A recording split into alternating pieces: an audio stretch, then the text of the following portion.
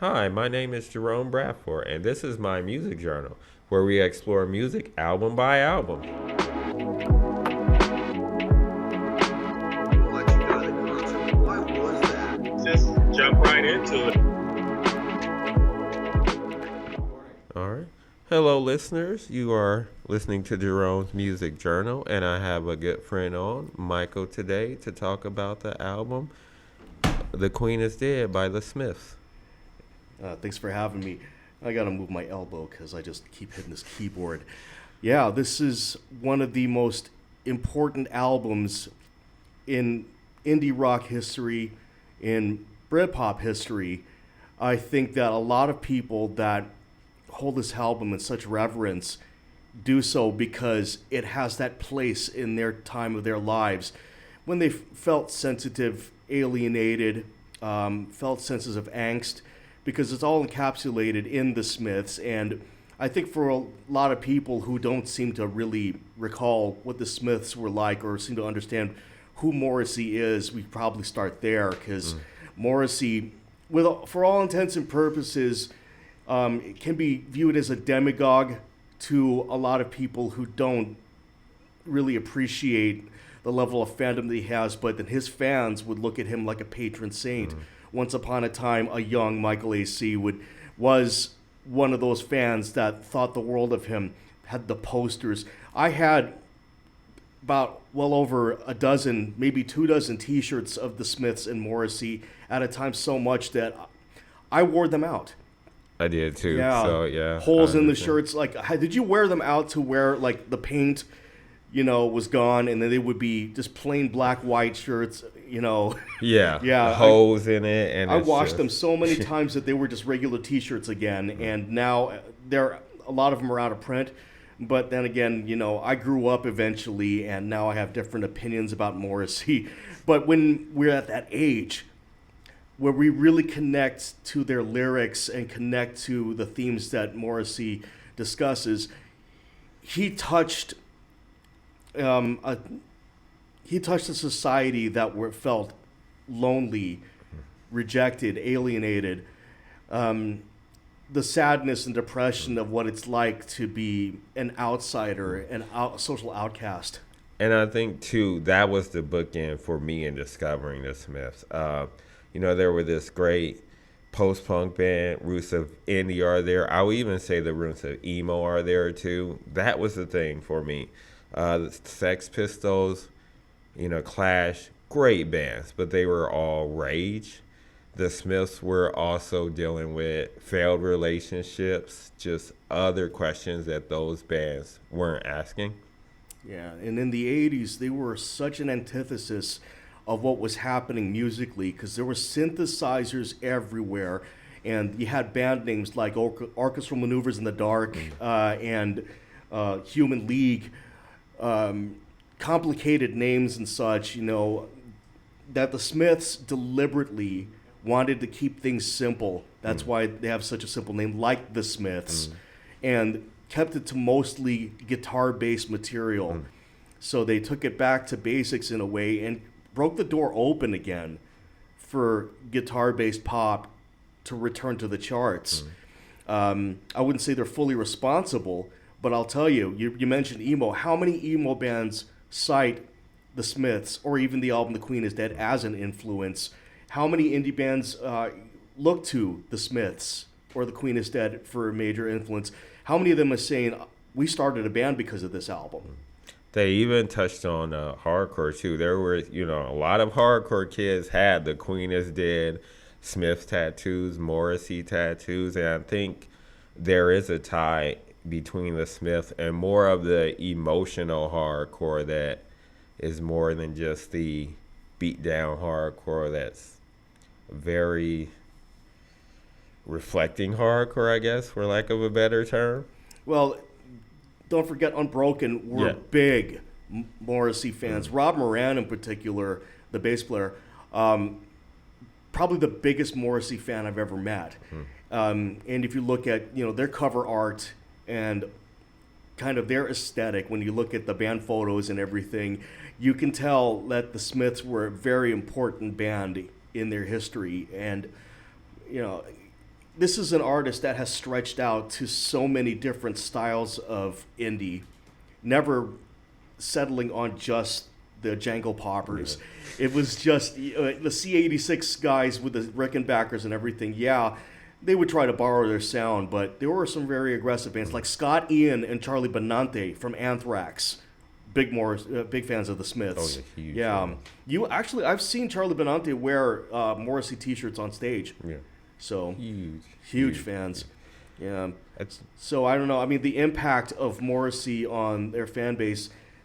You take one look at him. Yeah, he's trying to be a British Elvis, but to his fan base, he is yeah. British Elvis.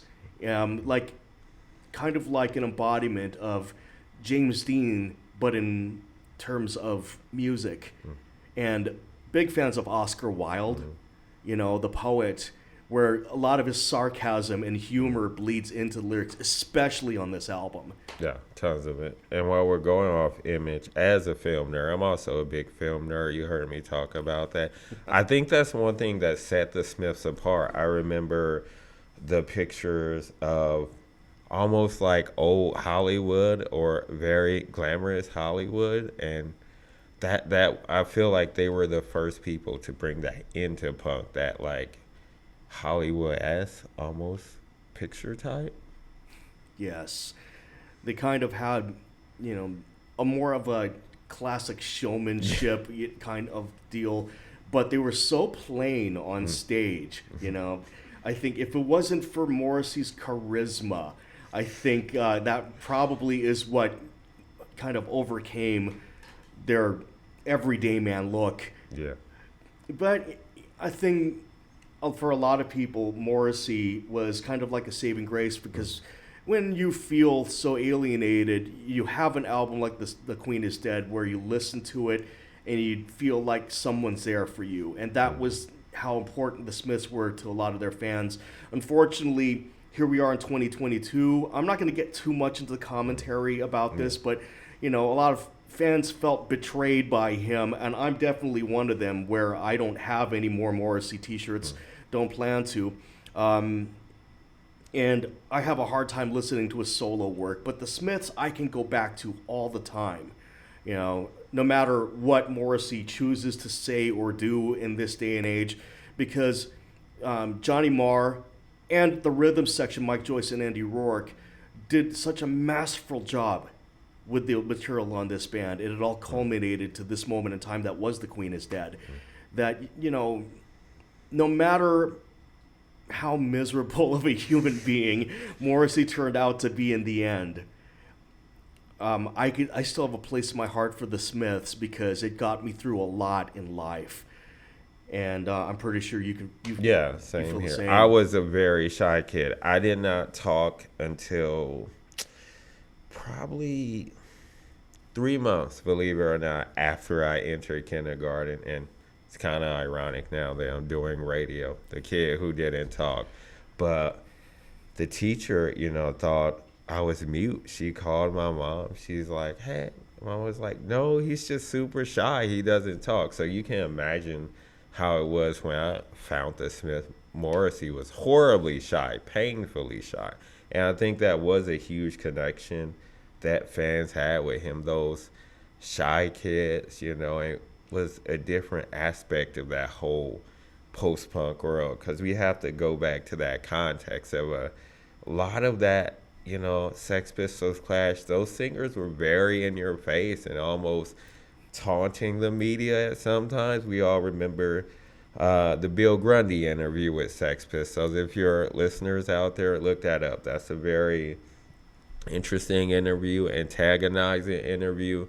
But Morrissey was very shy about being interviewed and very, I just want the music to speak for itself. And we still see that by the legacy of the album and the people running to hug him on stage. I was one of those people when he played Orpheum. I did run up for a hug, got a hug. So, don't forget, though, he loves the attention. Yeah. He knows how to get attention. At the Troubadour in L.A., I went to go see the band Ivy. He was there, and he does what Morrissey always does. He shows up. Everybody is talking about him. He's up in the balcony. We can see him, and then 3 songs into the set, he decides to go home. I know that he met the band at some point and everything like that, but I believe he was just there to get people talking, you know. But that's Morrissey for you. He finds a way to work the press and finds a way to work the people because he knows how to get attention, and he's very good at it. But it's funny, you know, how we start out these horribly bashful kids, and you know, and then later on in life we find something like radio, you know, to be passionate about. But you know, that's also Morrissey's story in a way when you think about it too. I can tell you, I was the same way. I was a very bashful kid. I think I got in the way of a lot of potential dates. You know, Me too. And people were telling me it's because of your Morrissey thing. It's not because in a way it was. I was in denial. That, and also I was still in the closet too. So there was a lot going on with me, and you know, the Smiths helped me process a lot of that. But I don't know. You know, it's such an important time in your lives. You know, for an album like The Queen is Dead. And, you know, it's music for the people that, you know, want to be miserably understood but don't know how to get there. And there's a lot of songs like that on the album. I actually brought the album in today. Original pressing. Yep, original pressing. You know, vinyl nerd. What can I say? Yeah, let me take a look at that. Yeah. Yeah, this is, geez. Yeah. You know, 1986. Should we comment on how old this album is? Right. I mean, right. You look at them though, and they look so young and jovial. Mm-hmm. The only one that looks the same anymore is Johnny Marr. All these other guys over here look like they've been to the pub a lot. Well, lots of pub drinking. I don't think Andy and Mike have been to the pub a lot though. They can't afford it. They look so happy before the lawsuits. Yeah, you know, speaking of this album too, you know, going back to this album, you know, some of my favorite things about this album is the wit, the Frankly Mr. Shankly, which that is actually a song based off being stuck in a miserable job, and I just love the way it's delivered, the humor of it, the tell-off of the boss. And I think that's something too that like working class could relate to. Like, I don't want to be stuck in this job. Like, I do not want to be here. And he actually says that at one point in the lyric. It's basically a I quit letter to your boss, which Mr. Shankly was his boss's real name. He was thinking about the time before he was in the nosebleeds about how he wanted to be a big pop star, and he just goes off the rails on that one. And you know, it's a different kind of punk. Yeah. Because instead of cussing him out, you know, or throwing things, it's just done with wit and humor and a very sharp tongue, you know. Yeah, very Oscar Wilde too, because he's very sarcastic in that song. Yeah. But we skipped ahead too, because before that was The Queen is Dead. What a way to kick off an album. Yeah, just this old clip from a movie that's like, you know, and that actually is what pulled me. I remember putting that on and I'm like, what is this pubish type chant? Like, and you actually feel like you're in a pub amongst the guys. Like, when we listened to this, me and a couple of hardcore kids in San Diego, we would always lift our drinks and sing along to "Take Me Back to Dear Old Blighty," you know, and sing along to to that intro. But then we drop our drinks, you know, put it on the table and just do the drums. Because when Mike Joyce comes in, I don't care what they say. It was pre-Youth Crew before there was Youth Crew. There you go. Oh yeah, that you know that this is a pissed off song. Yeah, because that drums, when it comes in, you know, so many people are really diminished the importance of Andy Rourke and Mike Joyce, but you got to argue here that they had a punch in Morrissey's music that just does not exist anymore without them. Yes, Johnny Marr and Morrissey wrote all the music and all the lyrics, but those guys, you know, gave Yeah. that level of aggression when it was needed. Yeah. And and then the Queen is Dead, the wah wah, and I think this is one of the tougher songs they put out. Yeah. And it's a bad day to be a royal family listening to that yeah. song. The royal family did not have it easy in this genre, which I'm going to say rightfully so in some ways, but that's a whole different topic.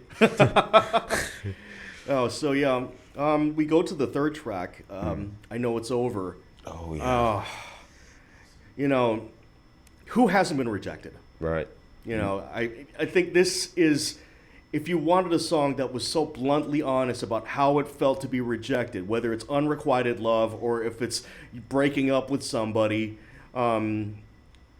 or if you're just too shy to go after, your crush, this is that song. And I gotta say, nobody has been ever able to nail this. And the closest ever was Jeff Buckley, because he has such a beautiful voice. Yeah. But any cover I've heard of this always stunk, except for Jeff Buckley. Yeah, it's very hard to duplicate the Smiths a lot. Yeah, I Know It's Over. Yeah. How many times have you repeated this song in your lonely hours? A lot. Another one too that I really love, like lyric-wise, Cemetery Gates, where, if you're so wonderful, then why are you alone tonight? I feel like that's the other coin of that. That's just kind of a great kiss-off, because it's so simple, but we go back to this, it's so sharp, Yeah. Yeah. And then there's the quintessential indie kid wedding song. There's a light that goes out, which I did have that played at my wedding. Yes, I am that big of a Smith nerd that the violinist played it. Jerome. Yeah.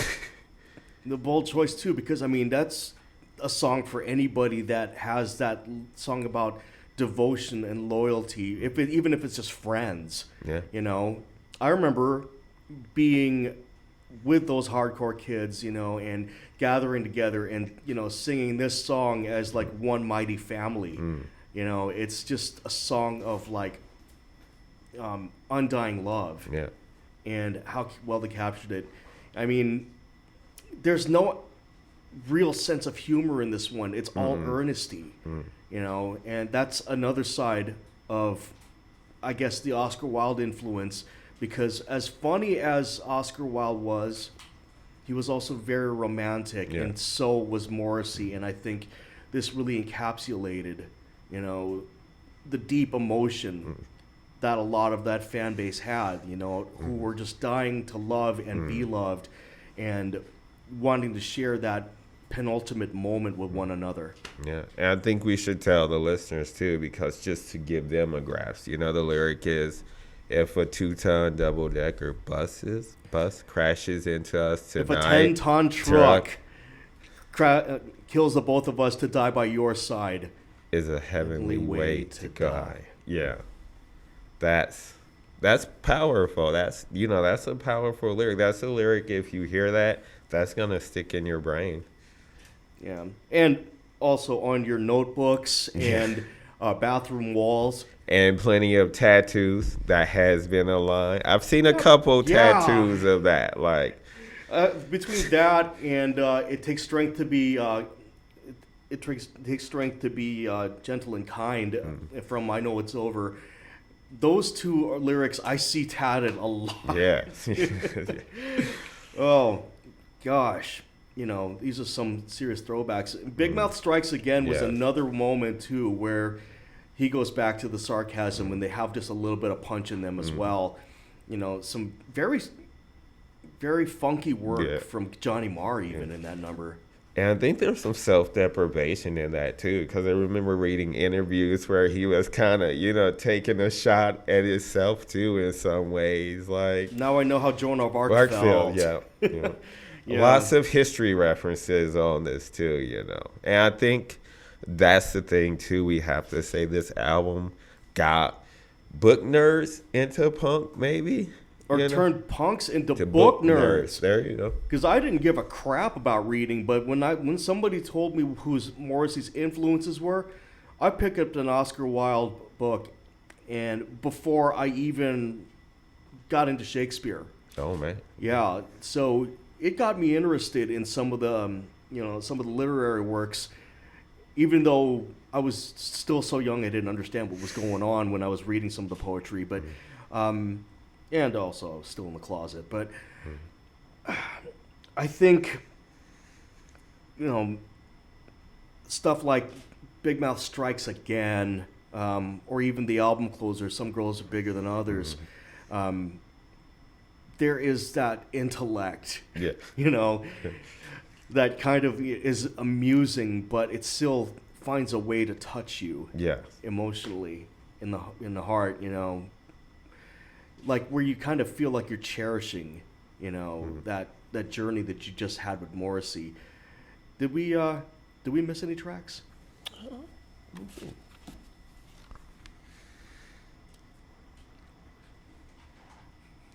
Cemetery Gates is another one for me. I love Cemetery Gates. I love that one. They say that here's where the story ends from the Sundays ripped off the riff. Yeah. I don't think so. I don't think so at all. I think, I think it's one of those things where they were influenced, but I don't think it's a rip off of it at all. Yeah.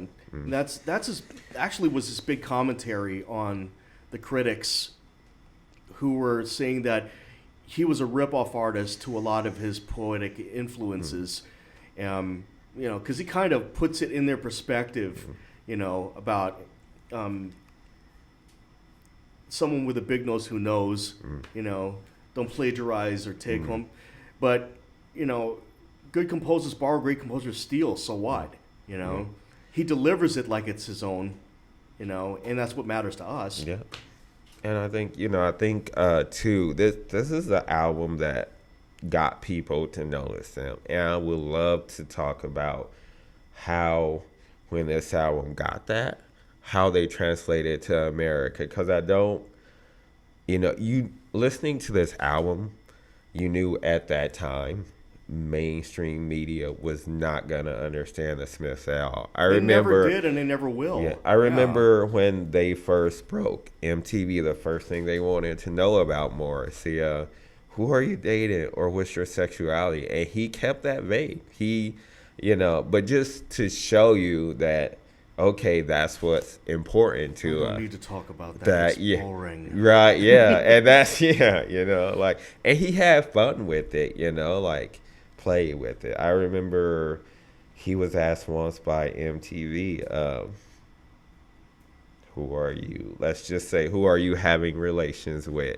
And his answer was so smart and witty. He's like, I'm far too sad to do any of that, all they had to do was be patient, because in his solo career, he would be thanking that person on every album. In the liner notes. Yeah.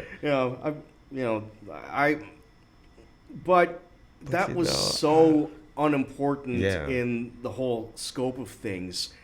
And when you look at the big picture, they were reaching an audience that didn't have so much of an outlet, because punk rock was, it was becoming a tough guy scene. Yeah. There was a lot of people at Black Flag shows throwing punches, and heavy metal dare not try to be that sensitive. Otherwise, you're gonna get made fun of by your peers.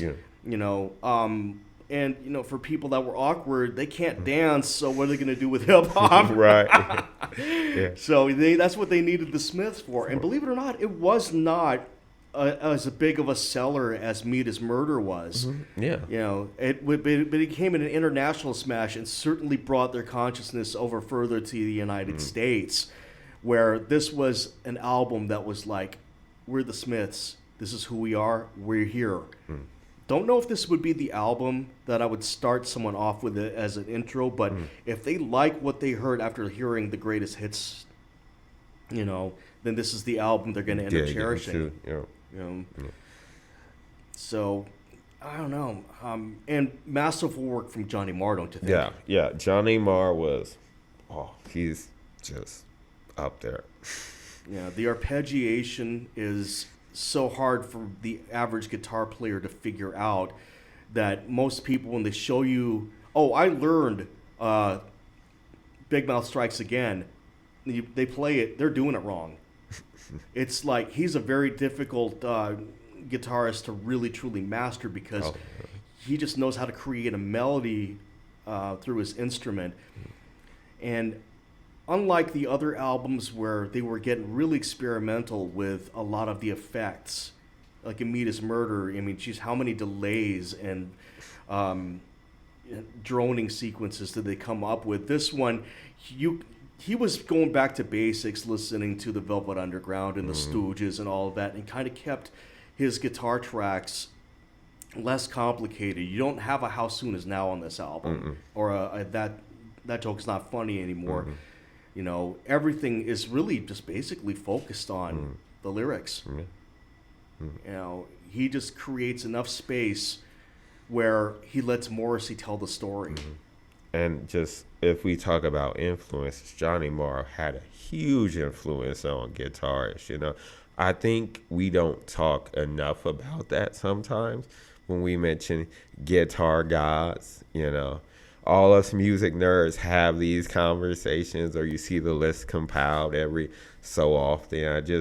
I don't think he gets enough credit. Like you said, he is a hard person to duplicate. Like I've tried. Yeah, I sadly tried to, and it did not work. That's why Unbroken sounds like Unbroken and not the Smiths. Right, you know? yeah. Forget about it. Let's just go back to Drop D. Yeah. You know? This is not happening. Yeah. It's a rarity, you know. But, you know, he was so good, and he still is so good. It's no surprise that his solo career has really taken off. Yeah. I'll go as far as to say that I don't think he's underrated. I think that he's just not in enough Guitar Hero conversations because being that he was in the Smiths, you know, there is an ownership of him that exists in the indie community that I don't think anybody who is a Van Halen fan or a Steve Vai or Joe Satriani fan is going to understand this guy. He doesn't play fast enough. Yeah. That's not the point. Yeah. He's making music. I would even say, too, doesn't play, you know, loud enough sometimes. You know, it's a very different type of guitar guy. Well, when you have a singer like Morrissey, why do you need to play loud? Right, You know? Or any other singers that he's ended up working with, like Matt Johnson from you know, it just wouldn't make any sense. You know, but I will go as far as to say, if you are an indie rock guitarist and you're devoted to your craft of lead guitar and playing the guitar as your main instrument in that band, you have a job because of Johnny Marr. Yeah. You wouldn't be here without Johnny Marr. Johnny Marr paved the way. We wouldn't have Modest Mouse. We wouldn't have, you know, the Killers. We wouldn't have the Strokes. All I'll those even guys. say, too, we wouldn't have the Yes. You can see that vocal effect on the the guitar effect on the Yes.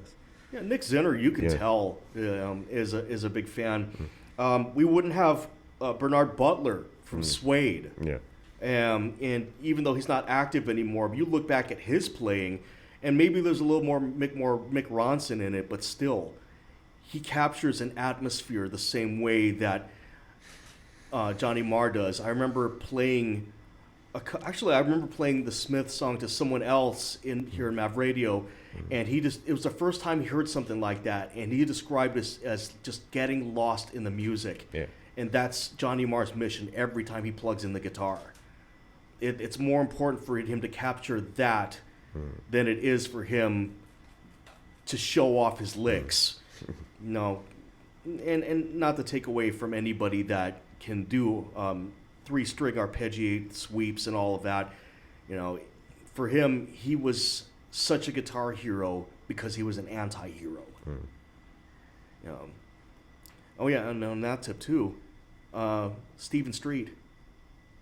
I think that this album cemented his legacy as a producer. Oh yeah, definitely, definitely. This is one that will go down in his greatest hits reel. Yeah. It's, you know, and we've talked about this before. This is an album I can listen to front and back without skipping anything. Or is it that way for you? I have to listen to the whole thing. Okay. There's no filler on this. Yeah. And the band would probably disagree because I know that there are some things that Johnny Marr looks back with some criticism. Yeah. But, you know, unfortunately, he was putting in the hours of assembling this. We Yeah. weren't. We're just the ones that, you know, were, you know, we were the ones that were moved by the message. And I think as a creator too, you're always gonna have that view. You know, I could have done this better. We're not seeing it from that aspect, as you said. Yeah. So I mean, Morrissey did say at one point, I don't know if he still agrees with this now, but he felt that Cemetery Gates was his favorite song. And Johnny Marr was a little critical of The Boy with a Thorn in His Side because of how humorous those lyrics were. But I think it's a beautiful number. yeah, it is. I love that one too. I love everyone on this album. So Zero filler. I can name a couple of songs on their first album or in Hatful of Hollow even, Nice. or even on Meat is Murder, where I was like, I don't like this song, skip, you know. this album though, it's just put it on and let it play front to back. You want to hear what a 5-star album is in indie rock, you have this. You have The Queen is Dead from the Smiths. Yeah. Either you're going to love it or you're going to hate it, but if you love it, it's going to be a lifelong romance. Oh yeah, definitely. And I will say too, if you're a literary nerd, if you're a film nerd, you know, that along with the music, the band, that has just always stuck with me. Their images they choose for a poster, you know, even me, I fall into the queer category. Just the way that they play with sexuality on some of their photos and cover art, that's just really amazing. And at that time too, you had a lot of androgyny in that scene, you know, but to me that took it to another level as well too, where it was just like, I'm gonna step this up just a little bit more. Yeah, we're not going to try to turn the camera too much on us, but, you know, I think, you know, it gave me permission to really explore who I was. Yes. Thanks to, like, The Queen is Dead.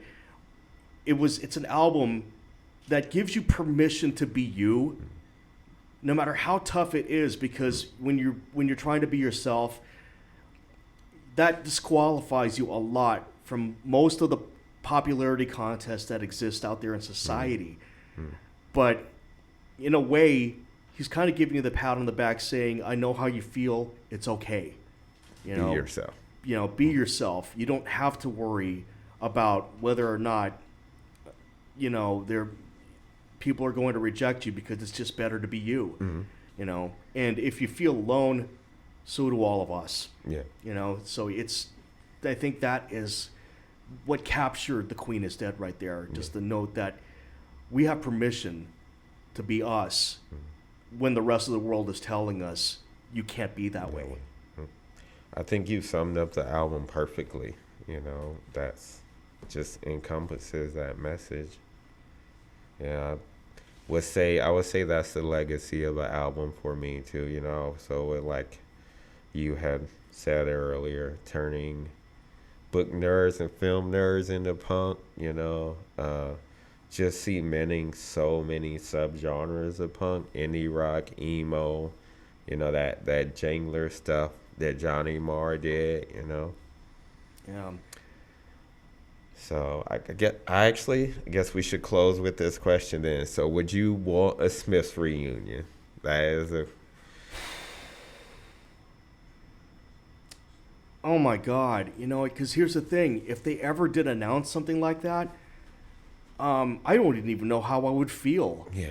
You know, on one hand, reunions are scary because I see Quicksand come back, you know, who are indeed influenced by the Smiths. You know, Walter Schweifel's actually name drops them and does a cover of How Soon Is Now. You know, and I would see like Jawbreaker come back, and you know, a lot of the bands that they influenced refused, and all of the reunions, all due respect, did not live up to expectations. They have a lot to lose by reuniting. But at the same time, though, I never saw the Smiths in concert. Yeah, You know, and how are they going to do this? Because, I mean, they, you know, Andy and Mike ended up suing them on later on. They wouldn't come back with a different rhythm section. And if they do, is it the Smiths? Right. How would that play out? And I think that's been a question in a lot of people's minds. Could they reunite? Would they reunite? Because apparently they were this close to it in like 2010 or 2012. You know, that they had one conversation about it, and then they never talked about it ever again. You know, and Morrissey has been playing more Smith songs live. I don't know. I don't go to his shows anymore. But you know, Coachella tried to get them. Coachella has tried to get them. VH1 did. Yeah. VH1 did, and Morrissey was being Morrissey about Yeah. it. And when he's not being funny, he was rather rude to them. Yeah. It's like, Don't you know any better? right, yeah. You go ahead and bring up the Smiths around him. He's gonna love that. Yeah, I'm like, I felt like, yeah, you should have researched that a bit. Like, Yeah.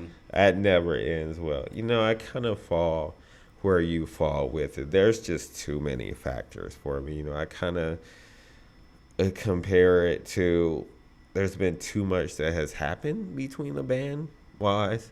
You know, you have the lawsuits, you have everything. You know, there's a lot of bands I want to reunite. I always compare it like this. I always want a Minor Threat reunion, but I think that would be more easy to do on a one-off show than a Smiths, because with the Smiths you just have so many things playing out. It seems at times that Morrissey and Johnny Marr are good. Maybe over the years they'd be like, well, I've talked to him, you know, on the phone. Then other times it's like, I don't want to talk about him. So you never know where to gauge it. So I'm just going to say let the album stand for itself and let the band stand for itself. Yeah, I agree. I mean, if we had a DeLorean to take us back to 1986 and we got to see them, you know, play, I think that would probably be a more ideal situation for them to return in 2022.